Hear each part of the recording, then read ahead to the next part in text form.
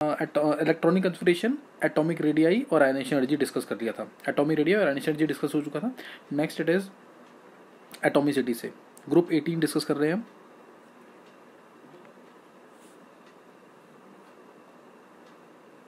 Group 18 का atomicity.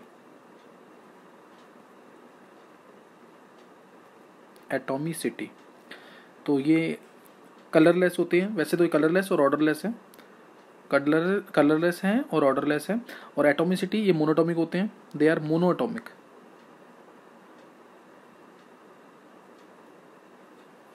ये monoatomic होते हैं, मोनोटॉमिक हैं।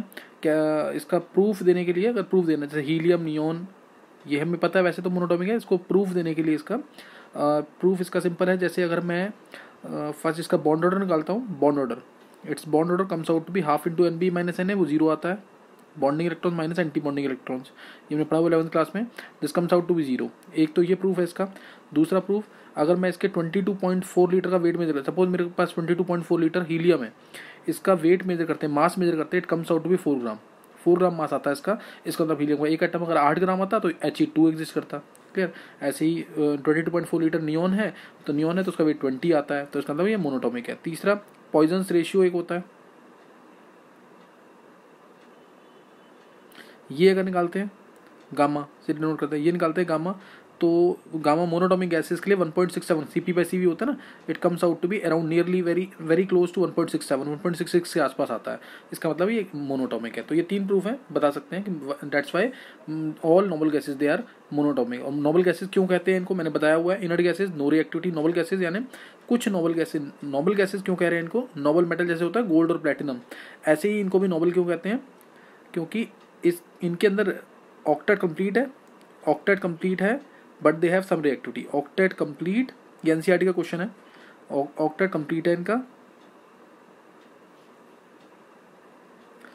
बट सम एलिमेंट्स जैसे क्रिप्टन KrF2 बनाता है, रेडॉन RnF2 बनाता है, जेनॉन कंपाउंड बनाता है। So because of their reactivity, because there is some reactivity but they are reactive, but are octet इनका कंप्लीट है बट सम आर रिएक्टिव।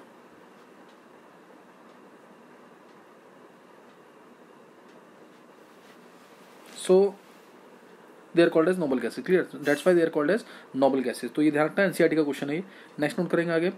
तो मोनोटॉमिक नेचर बता दिया इसका। नेक्स्ट स्टडी करेंगे electron gain enthalpy. Electron gain enthalpy,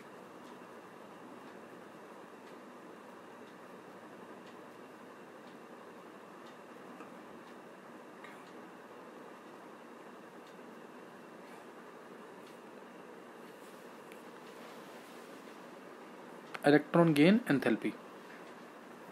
electron gain enthalpy के अंदर हम देखेंगे कि जैसे अगर मैं बात करूं हीलियम, इसमें ऑर्डर थोड़ा सा, पहले तो ये नोबल गैसेज इलेक्ट्रॉन एक्सेप्ट करेंगे नहीं। अगर हमें इलेक्ट्रॉन डालना भी है इनके अंदर तो हमें एनर्जी अपनी तरफ से देनी पड़ेगी। क्यों, क्योंकि they are already fully filled. तो इसमें इलेक्ट्रॉन डलेगा ही नहीं, इलेक्ट्रॉन डालना है तो हमें एनर्जी अपनी तरफ से देनी पड़ेगी। जैसे हीलियम है तो +48 है तो 116 है, इस टाइप से हमें, जैसे इसमें आया तो 96 आ गया, 96 से इसकी भी प्लस में एनर्जी देनी पड़ रही है सबको।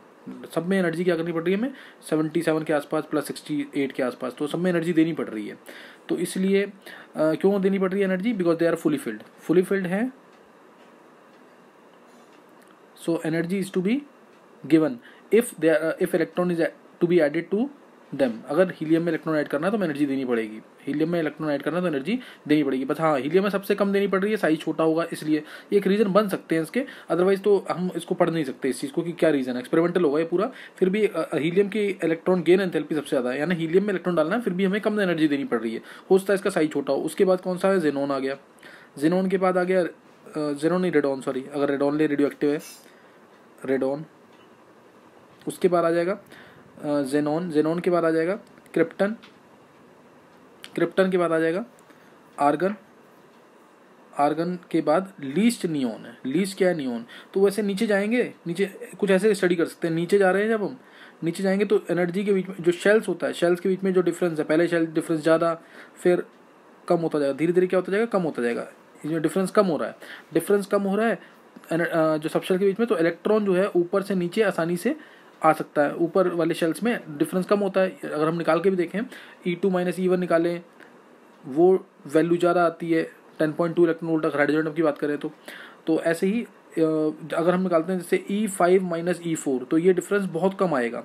सबशेल्स के बीच में जो एनर्जी डिफरेंस है वो कम होता जा रहा है जैसे जैसे हम ऊपर जाएंगे, तो इसलिए इलेक्ट्रॉन्स का मूवमेंट स्टार्ट हो जाएगा, तो इससे स्टेबिलिटी क्या हो जाएगी, स्टेबिलिटी क्या हो जाएगी, कम हो जाएगी। इसीलिए रेडॉन में इलेक्ट्रॉन आसानी से ऐड हो पा रहा है, जेनॉन में भी ऐड हो जाता है, ऐड होगा मतलब एनर्जी तो देनी पड़ेगी because they are fully filled, लेकिन फिर भी ऐड हो जाते हैं जब जैसे हम नीचे जाएंगे। नियॉन में तो 2s2 2p6 है, नियॉन क्या है 1s2 ना, तो इसमें डी ऑर्बिटल्स हैं, बाकी एलिमेंट्स में डी ऑर्बिटल्स भी हैं जहाँ पे वो इलेक्ट्रॉन एक्सेप्ट कर सकते हैं। तो इसलिए इनके नियॉन की इस वजह से क्या हुई होगी, सबसे मतलब इलेक्ट्रॉन एफिनिटी उसमें इलेक्ट्रॉन अगर ऐड करना है तो 116 के आसपास में एनर्जी देनी पड़ेगी किलो जूल में, तो ये कुछ ऐसे वैल्यू हम सोच सकते हैं।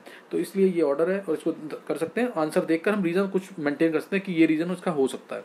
तो ये इलेक्ट्रॉन गेन एंथैल्पी था इसका, clear, this was electron gain enthalpy. Next note करना है इसके अंदर, जैसे नेक्स्ट इलेक्ट्रॉन गेन एंथैल्पी हो गया, इलेक्ट्रॉन गेन एंथैल्पी हो गया। फिर इसके बाद इसका हम कर सकते हैं कि solubility,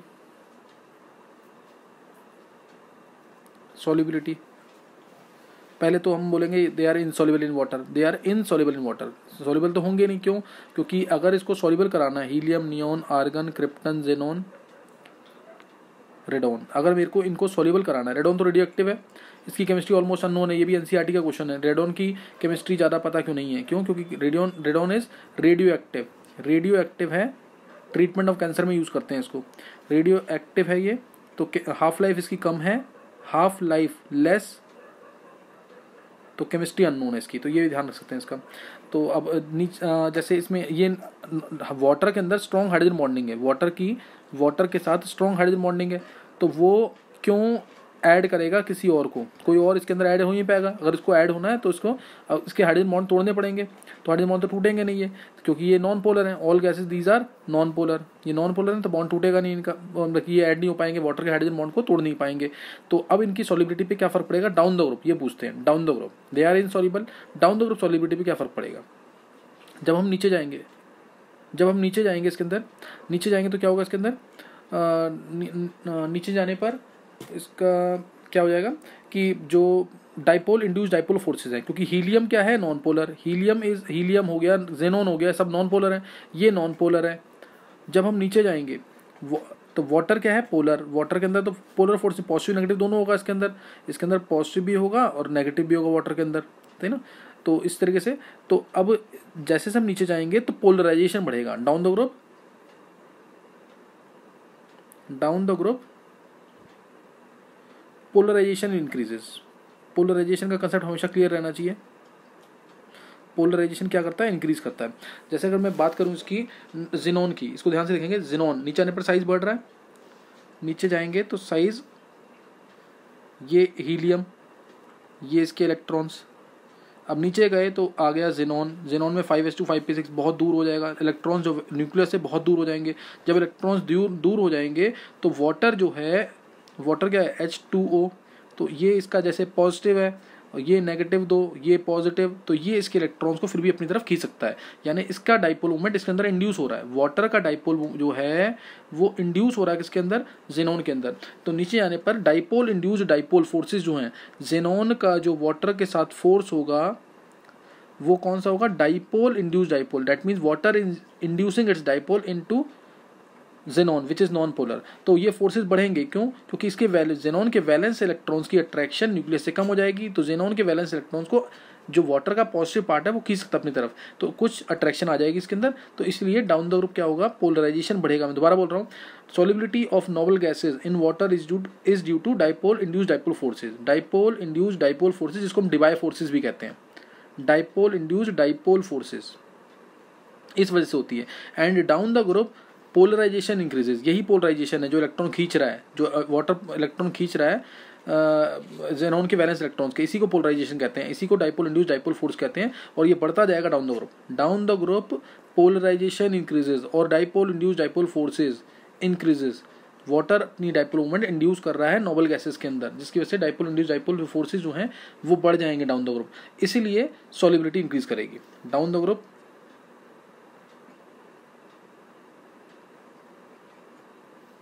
down the group polarization increases due to increase in dipole induced dipole forces। तो इसलिए ऑर्डर ऑफ जो लिक्विफेक्शन होगा, ऑर्डर ऑफ लिक्विफेक्शन जो होगा वो भी इसी पे डिपेंड करता है। अभी हम क्या पढ़ रहे हैं, solubility in water, solubility in water. तो जेनॉन की सबसे ज़्यादा, उससे पहले क्रिप्टन आ जाएगा, क्रिप्टन से पहले आर्गन आ जाएगा, आर्गन से पहले नियोन आ जाएगा, नियोन से पहले हीलियम आ जाएगा। ये आ जाएगा डाइपोल इंड्यूस डाइपोल फोर्सेस का ऑर्डर। और ये रेडॉन होता है तो रेडॉन का सबसे ज़्यादा। तो ये ध्यान रखना इसके अंदर सॉल्युबिलिटी इन वाटर ये होता है because of increase in polarization, because of increase in polarization. अब इसी में पूछ लें अगर मेल्टिंग पॉइंट बॉइलिंग पॉइंट का ऑर्डर, मेल्टिंग पॉइंट का, बॉइलिंग पॉइंट का, ईज ऑफ लिक्विफेक्शन का, वोलेटाइल नेचर का, ये सब पूछ सकते हैं इसके अंदर। तो वो सब डिपेंड करेगा वन डाल फोर्सेस पे। ध्यान देंगे इस पर एक चीज़ भी, या एड्जॉर्प्शन ओवर चारकोल पूछ ले इस तरीके से। तो melting point, boiling point, ease of liquefaction, ease of liquefaction या लिक्विफिकेशन, लिक्विफिकेशन इसका मतलब होता है tendency to be converted into liquid, tendency to be converted into liquid ये, या फिर adsorption over charcoal, adsorption over charcoal, ये सब पूछते हैं अगर। तो ध्यान देना इधर, जैसे जैसे हम नीचे जाएंगे, helium, neon, argon, krypton, xenon, जैसे हम नीचे जाएंगे, हीलियम ये, नियोन थोड़ा बड़ा, आर्गन और बड़ा, तो क्या होगा, हीलियम का एक एटम यहाँ पे तो एक एटम यहाँ पे दूर दूर होंगे, ये थोड़ा पास आ जाएंगे, ये और पास आ जाएंगे, और ये और ज़्यादा पास आ जाएंगे। तो इसलिए जैसे जैसे नीचे जाएंगे तो वैन डेर फोर्स साइज बढ़ रहा है, साइज बढ़ेगा, साइज बढ़ेगा तो सरफेस एरिया बढ़ेगा, सरफेस एरिया बढ़ेगा तो वैन डेर वाल्स फोर्सेस, जो इंड्यूस चार्ज है, जो वैन डेर फोर्सेस है, इंड्यूस्ड डाइपोल्स हैं, इंड्यूस्ड डाइपोल जो है वो बढ़ेंगे, इंड्यूस्ड डाइपोल जिसको हम वैन डेर फोर्सेस कह सकते हैं, यानी डिस्पर्जन फोर्सेस बढ़ेंगे, डिस्पर्जन फोर्सेस या लंडन फोर्सेस बढ़ेंगे। तो इसीलिए बॉइलिंग पॉइंट, मेल्टिंग पॉइंट या ईज ऑफ लिक्विफेक्शन या एड्जॉर्प्शन और चारकोल, ये सारी प्रॉपर्टीज बढ़ जाएंगी। ये सारी प्रॉपर्टीज क्या हो जाएंगी, बढ़ जाएंगी। यानी जेनॉन जो है सबसे जल्दी लिक्विड में कन्वर्ट होगी, जेनॉन का मेल्टिंग पॉइंट, बॉइलिंग पॉइंट सबसे ज़्यादा, और ये सारी फोर्सेस क्या हो जाएंगे, बढ़ जाएंगे। और हीलियम जो है 4.2 केल्विन इसका बॉइलिंग पॉइंट है, हीलियम का बॉइलिंग पॉइंट 4.2 केल्विन है, और मास इसका 4 है। सबसे लाइट गैस होती है हाइड्रोजन के अलावा, सबसे लाइट, हाइड्रोजन का मास 2 होता है ये, लेकिन हाइड्रोजन को फिर भी हम यूज़ नहीं करते। यूज़ किसको करते हैं, हीलियम को। क्यों, हीलियम को बैलून से फिल करते हैं, हाइड्रोजन को क्यों नहीं फिल करते, जबकि हाइड्रोजन और लाइट होती है, हाइड्रोजन का तो मास 2 ही होता है। रीज़न बहुत सिंपल सा है, क्योंकि हाइड्रोजन होती है इनफ्लेमेबल, हाईली इनफ्लेमेबल है, लेकिन हीलियम नॉन इनफ्लेमेबल है, इसलिए हीलियम को ही फिल करते हैं हम बैलून्स के अंदर। तो हीलियम लाइट गैस है। डाइविंग एपरेटस में भी हीलियम को यूज़ करते हैं, क्योंकि इसकी सॉल्युबिलिटी बहुत कम होती है ब्लड के अंदर, तो डाइविंग एपरेटस में भी हीलियम को ही यूज़ करते हैं। ये सारे क्वेश्चन हैं जो एनसीईआरटी में दे रखे हैं, करने सारे हैं। और हीलियम का बॉइलिंग पॉइंट क्या होगा, सबसे लोवेस्ट 4.2 केल्विन के आसपास। तो ये सारी प्रॉपर्टीज डिपेंड कर रही हैं वैन डेर वाल्स फोर्सेस। दोबारा बता देता हूँ एक बार, साइज बढ़ेगा नीचे जाने पर, सरफेस एरिया बढ़ जाएगा, सरफेस एरिया बढ़ जाएगा एटम का, तो इससे जो इंड्यूस्ड जो चार्जेस है वो बढ़ जाएंगे, यानी वैन डेर वाल्स फोर्सेस बढ़ जाएंगे, या डिस्पर्जन फोर्सेस या लंडन फोर्सेस बढ़ जाएंगे, ये बढ़ जाएंगे, ये बढ़ेंगे। तो boiling point, melting point, ease of liquefaction, boiling point, melting point, ease of liquefaction या एड्जॉर्प्शन ओवर चारकोल, ये सारी प्रॉपर्टीज बढ़ेंगी। और बॉइलिंग पॉइंट बढ़ रहा है तो वोलेटाइल नेचर क्या हो जाएगा, सबसे कम, वोलेटाइल नेचर कम हो जाएगा, इसलिए हीलियम जो है it will be most volatile. ये ध्यान रखना, उल्टा होता है बॉइलिंग पॉइंट के, वोलेटाइल नेचर या फिर वेपर प्रेशर कह सकते हैं, या फिर वेपर प्रेशर। तो ये ध्यान रखना इसके अंदर। तो फिजिकल प्रॉपर्टीज में इस टाइप से क्वेश्चंस आ सकते हैं। नेक्स्ट नोट करना आगे, नेक्स्ट नोट करेंगे इसमें आगे।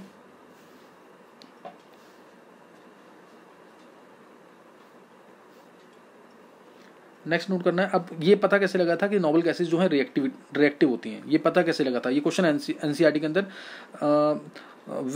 विच प्रॉपर्टी ऑफ नोबल गैसेज या which compound inspired Neil Bartlett, Neil Bartlett को किसने इंस्पायर किया था, कि उसने पहला कंपाउंड डिस्कवर कर दिया नोबल गैसेस का। तो ये ध्यान रखना है, ये क्वेश्चन आता है 1962 में नील बार्लेट ने ऑब्जर्व किया, 1962 में नील बार्लेट ने ऑब्जर्व किया कि ऑक्सीजन जो है, जिसको ऑक्सीडाइज नहीं होना चाहिए, लेकिन उसको एक बहुत powerful oxidizing agent platinum hexafluoride, platinum hexafluoride, this compound was able to oxidize this oxygen also, ये इसको ऑक्सीडाइज करके बना देता है, O2+1 स्टेट में ले आता है, O2+1 PTF6 नेगेटिव, इसमें लेके आ जाता है। यानी this is very powerful oxidizing agent, very powerful oxidizing agent and is even able to oxidize this oxygen which should have negative charge but is being oxidized by platinum hexafluoride. Platinum hexafluoride जो है इसको भी oxidise कर देता है O2 को। और फिर उसने चेक किया कि जो O2 की आयोनेशन एनर्जी है वो है 1175 किलो जूल पर मोल, 1175 किलो जूल पर मोल के आसपास की इसकी आयोनेशन एनर्जी है। और फिर इसने चेक किया कि इसकी जो आयोनेशन एनर्जी है it was similar to that of xenon. Xenon की आयोनेशन एनर्जी इसने चेक की तो जेनॉन की आयोनेशन एनर्जी आई 1170 kilo joule per mole which was very close to oxygen and even lesser, इससे भी लेस थी लगभग। तो इसलिए इसने कहा अगर प्लेटिनम हेक्साफ्लोराइड O2 को ऑक्सीडाइज कर सकता है +1 स्टेट में तो ये जेनॉन को भी ऑक्सीडाइज कर देना चाहिए, तो उसको जेनॉन को भी ऑक्सीडाइज कर देना चाहिए। And he performed the similar experiment. Xenon की रिएक्शन कराई उसने PTF6 के साथ और जो PTF6 है इसने जेनॉन को भी ऑक्सीडाइज कर दिया। So this was the first compound, ये पहला कंपाउंड था जो नोबल गैसेस का डिस्कवर हुआ था, Xc plus PTF6 negative, Xc plus PTF6 negative, ये डिस्कवर हुआ था हमारा पहला कंपाउंड। ऑरेंज रेड कलर का था, कुछ ऑरेंज कलर का या रेड कलर का मान सकते हैं, ऑरेंज रेड कलर का ये कंपाउंड डिस्कवर हुआ था। तो ये इंपॉर्टेंट है क्वेश्चन और NCERT में दे रखा है कि कौन सा ऑक्सीडाइजिंग एजेंट होता है, कि किसने ऑक्सीडाइज किया जेनॉन को, कैसे पता लगा, ये सब क्वेश्चन पूछ सकते हैं इसके अंदर। तो ये इंपॉर्टेंट क्वेश्चन है यहाँ पे, तो ध्यान रखना है। नील बार्लेट ने 1962 में ये पूरी डिटेल, सारी डिटेल दी थी। नेक्स्ट नोट करना आ गया। अब जैसे अगर हम यहाँ पे करें नोबल गैसेस के जो कंपाउंड्स एग्जिस्ट करते हैं वो कैसे एग्जिस्ट करते हैं, compounds of noble gases. Xenon जो है वो ही कंपाउंड बनाता है, specially XCF2, XCF4, XCF6, XCF8। This is not formed, ये नहीं बनता, अभी रीजन मिल जाएगा इसका। ऐसे ही जेनॉन जो है XCO, XCO2, XCO3, XCO4 ये आएंगे। इसमें भी XCO2 and XCO these are not formed and XCO4 is also unstable, ये अनस्टेबल है। और जेनॉन के ऑक्सीजन के साथ कंपाउंड जो होते हैं वो एक्सप्लोजिव माने जाते हैं, वो हाईली एंडोथर्मिक होते हैं, एक्सप्लोजिव माने जाते हैं। जैसे ये एक्सप्लोजिव है, एग्जिस्ट करता है ये but it is explosive, colourless explosive है ये क्या है, कलरलेस एक्सप्लोजिव। तो इसको ध्यान रखना है। तो अभी XCF2 बन कैसे रहा है, जेनॉन के लास्ट में क्या आता है, जेनॉन के लास्ट में क्या आता है, क्रिप्टन 5s2 5p6, ये कन्फिग्रेशन थी इसकी 5s2 5p6, ये इसकी कन्फिग्रेशन है 5s 5p 5s 5p 1 2 3 4 5 और ये 6 7 8, ये इलेक्ट्रॉन्स आ गए इसके 8। अब इसमें क्या है, फ्लोरीन जब इसके पास आएगा जेनॉन के, फ्लोरीन या ऑक्सीजन ये हाईली नेगेटिव एलिमेंट्स हैं, जब ये पास में आएंगे तो क्या होगा कि ये इसके इलेक्ट्रॉन्स को 5p के इलेक्ट्रॉन्स को 5d में एक्साइट कर देंगे। तो ये पहली एक्साइटेड स्टेट, ये ग्राउंड स्टेट थी, दिस वॉज ग्राउंड स्टेट। अगर मैं पहली एक्साइटेड स्टेट चेक करूँ ES1 तो ये इलेक्ट्रॉन गया यहाँ से जेनॉन की आयनिक एनर्जी, ये जेनॉन के इलेक्ट्रॉन्स क्यों एक्साइट हो पा रहे हैं, क्योंकि इसका साइज बड़ा है, इसकी आयनिक एनर्जी लो है और मोस्ट इंपॉर्टेंट इसका वेकेंट d ऑर्बिटल्स हैं। तो ये रीजन था इसका, ये 5d, ये 5p, ये 5s। तो अब 5p से 5d में इलेक्ट्रॉन गया तो एक f यहाँ आ जाएगा, एक f यहाँ आ जाएगा, तो XCF2 बन गया। ऐसे ही ये इलेक्ट्रॉन भी ट्रांसफर होगा तो एक और हो जाएगा, ये इलेक्ट्रॉन भी ट्रांसफर होगा तो XCF4 XCF6 बन जाएगा। अब XCF8 बनाने के लिए एक तो 5s का इलेक्ट्रॉन ट्रांसफर करना है विच इज़ नॉट पॉसिबल। दूसरा क्या कहते हैं, जब जेनॉन के अराउंड 8f हो जाएंगे तो जेनॉन के अराउंड स्टीरिक हिंड्रेंस बहुत ज़्यादा हो जाएगी, जिसकी वजह से XCF8 नहीं बन पाएगा, जिसकी वजह से XCF8 नहीं बन पाएगा। और ये भी क्वेश्चन आ सकता है कि XCF3 क्यों नहीं बना, XCF3 क्यों नहीं बना, या XCF5 क्यों नहीं बना। Reason, if we are exciting one electron, then we are getting even number of unpaired electrons, so XCF2 XCF4 XCF6 are formed, not XCF3 XCF5 are formed। एक इलेक्ट्रॉन अगर हम एक्साइट करते हैं तो हमें even number of unpaired electrons आते हैं, 2 आ रहे हैं एक में, तो 2 एक्साइट करेंगे तो 4 अनपेड होंगे, 3 एक्साइट करेंगे तो 6 अनपेड होंगे, तो इसलिए XCF2 XCF4 XCF6 बनेंगे। XCF8 नहीं बनेगा due to steric hindrance, due to steric repulsion या स्टेरिक हिंड्रेंस, ये नहीं बनेगा। तो ये ध्यान रखना इसके अंदर। पहला क्वेश्चन इसमें आएगा why xenon only form compounds, तो उसका आंसर क्या आ जाएगा, उसका आंसर आएगा लार्ज साइज जेनॉन कंपाउंड्स क्यों बनाता है, xenon forms compounds due to, पहला large size second low ionisation energy, presence of vacant d orbitals. These are the three main basic reasons for the existence of compounds of xenon. Presence of vacant d orbitals. तो ये ध्यान रखना इसके अंदर। फिर Y, अगला question है, ये पहला क्वेश्चन था, Y xenon form compounds only, why xenon forms compounds only with, why xenon forms compounds only with oxygen and fluorine. तो इसका भी आंसर बहुत सिंपल है। इसका आंसर क्या आएगा, oxygen and fluorine are highly electronegative elements, are highly electronegative elements, highly electronegative elements, and hence are able to excite electrons of xenon to vacant d orbitals। दूसरा इन्हीं का, चूंकि छोटा साइज है, इनका छोटा साइज है तो इनका बॉन्ड ज़्यादा स्ट्रॉन्ग बनेगा। O और F स्मॉल साइज के हैं तो इनका बॉन्ड भी Xc के साथ स्ट्रॉन्ग बनेगा। ये भी लिख लेंगे इसको, बॉन्ड जो है स्ट्रॉन्ग बनेगा। तो इसलिए जेनोन के साथ कंपाउंड जो बनेंगे O के और F के ही बनेंगे। क्रिप्टन का एक ही कंपाउंड आइसोलेट हुआ है KrF2, और ऐसे ही रेडॉन का भी एक ही कंपाउंड आइसोलेट हुआ RnF2। तो ये भी लिख सकते हैं, ये कंपाउंड भी आइसोलेट हुए हैं नोबल गैसेस के। मेनली कंपाउंड जो हम स्टडी करते हैं जेनॉन के करते हैं। और XeO क्यों एग्जिस्ट नहीं करता, XeO2 क्यों एग्जिस्ट नहीं करता, तो बहुत सिंपल सा है। इन दोनों केसेस में Xc पे चार्ज +2 है, Xc पे चार्ज +4 है। चार्ज कम है तो बॉन्ड O के साथ वीक बनेगा, चार्ज लेस तो बॉन्ड वीक बनेगा। और XeO4 के अंदर 4 पाई बॉन्ड्स आ जाएंगे तो रिपल्शन तो बहुत ज़्यादा होगी। 4 क्या आ जाएंगे इसमें, पाई बॉन्ड्स, XeO4, तो अनस्टेबल कंपाउंड बनेगा यहाँ पे। और पाई बॉन्ड, इसमें डी ऑर्बिटल्स यूज होंगे पाई बॉन्ड बनाने के लिए। पाई बॉन्ड जो है डी ऑर्बिटल्स कौन कौन से बनाते हैं, DXY, DYZ और DXZ, यही बनाते हैं पाई बॉन्ड्स। तो इसमें तो 4 पाई बॉन्ड्स बन रहे हैं, इसलिए ये वाला पाई बॉन्ड जो है ये वीक होगा, ये सिंगल में कन्वर्ट होने की कोशिश करेगा, तो इसलिए ये XeO4 भी एग्जिस्ट नहीं करेगा। तो ये ध्यान रख सकते हैं, इंपॉर्टेंट नहीं है, एनसीईआरटी में नहीं है, तो बस एक बार ध्यान रखना है इसको कि XeO और XeO2 भी एग्जिस्ट नहीं करेगा। XeO बना तो Xc + ½ O2 में टूट जाएगा, XeO2 बना तो Xc + O2 में टूट जाएगा। तो इसलिए जेनॉन के ऐसे इस तरह से हम कंपाउंड्स को एक्सप्लेन कर सकते हैं।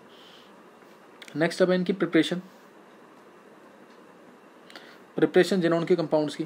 जैसे अगर मेरे को XeF2 को प्रिपेयर करना है, XeF2 अगर इसको प्रिपेयर करना है तो दिख रहा है यहाँ पे मेरे को क्या चाहिए इसको प्रिपेयर करने के लिए। इसको प्रिपेयर करने के लिए जेनॉन चाहिए और F2 चाहिए, जेनॉन और F2 चाहिए। जेनॉन एक्सेस में होना चाहिए, ये एक्सेस में होना चाहिए, ये लिमिटेड अमाउंट में, तभी बनेगा XeF2। जेनॉन एक्सेस में होगा तभी F2 साथ में लिमिटेड अमाउंट में, या फिर हम इसको ये भी बोलते हैं 2:1 का मोलर रेशियो। कोफिशिएंट नहीं है ये, ध्यान रखना चीज़ का, 2:1 का मोलर रेशियो होना चाहिए। जेनॉन 2 तो ये 1, या जेनॉन को एक्सेस में तो ये जेनॉन का डबल अमाउंट होना चाहिए देन फ्लोरीन, तो ये बनेगा। तो और इसकी कंडीशंस हैं 673 केल्विन, ये भी याद रखते हैं तो याद कर लेंगे। 673 केल्विन 1 बार, 673 केल्विन और 1 बार है, 673 केल्विन और 1 बार, तो ये भी ध्यान रखते हैं इसका कि ये बन जाएगा इसमें। और निकल की ट्यूब में रिएक्शन होती है, निकल की ट्यूब के अंदर रिएक्शन होती है। और आगे इसका अगर हाइड्रोलिसिस करना चाहें वो भी मैं बता देता हूँ उसको साथ साथ, लेकिन अगला देखेंगे आगे।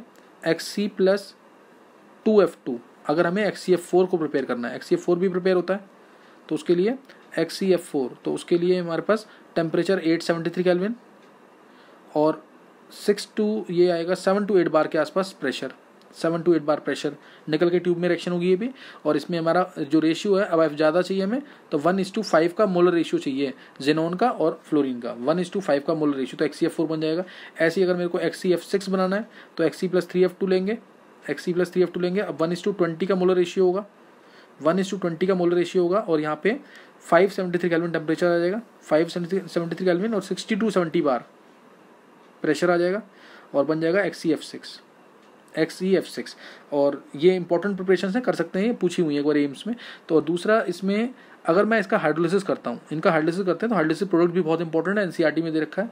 अगर मैं XeF2 का हाइड्रोलिसिस करता हूँ, सपोज अगर XeF2 का हाइड्रोलिसिस करता हूँ, H2 डाला इसके अंदर,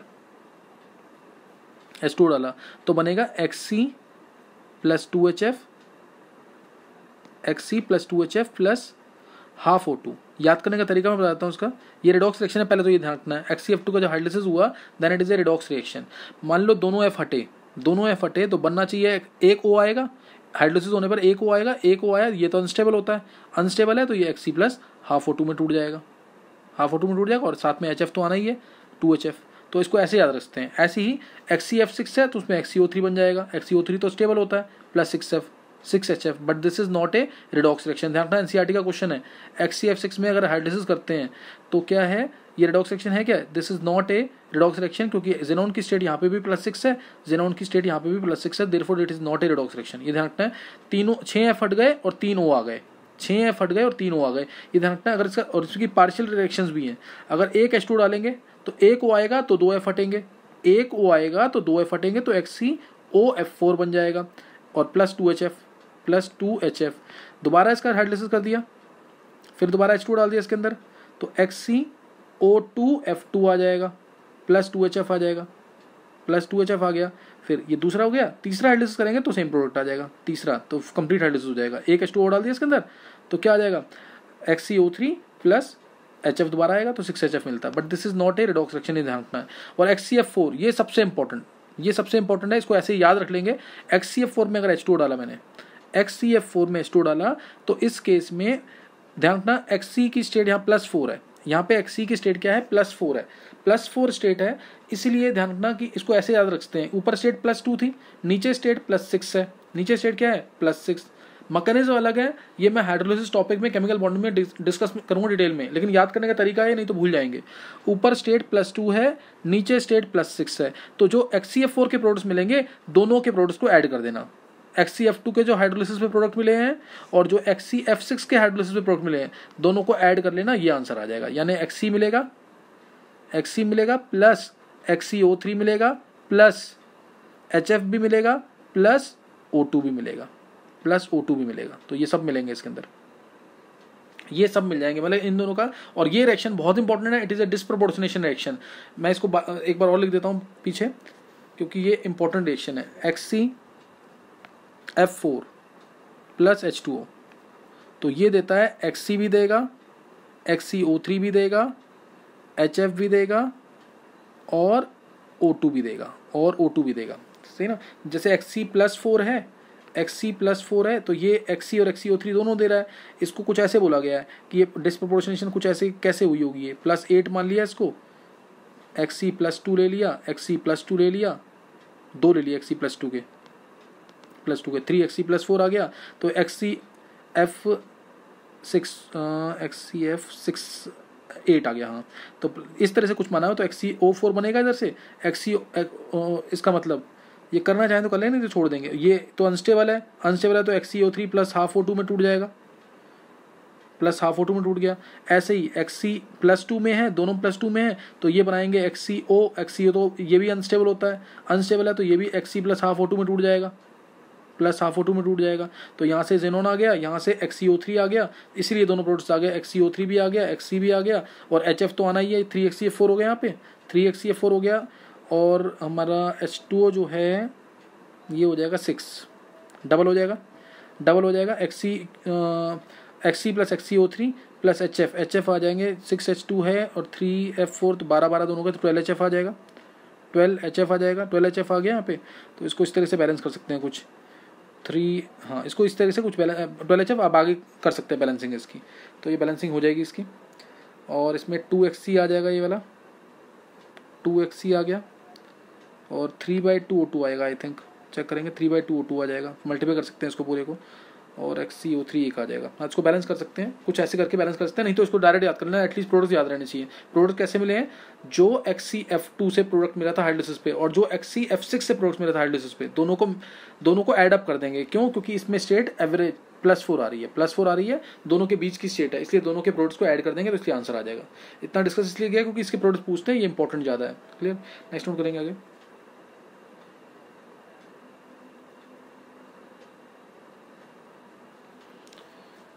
नेक्स्ट इसके अंदर ये XCF6 को हम ऐसे भी प्रिपेयर कर सकते हैं, XCF6 को XCF4 है प्लस O2F2, ये बहुत पावरफुल फ्लोरिनेटिंग एजेंट है O2F2, तो इसके ऊपर फ्लोरीन आ जाएगा प्लस O2 मिल जाएगा, क्योंकि ये बहुत पावरफुल, ये HCF6 की इस तरह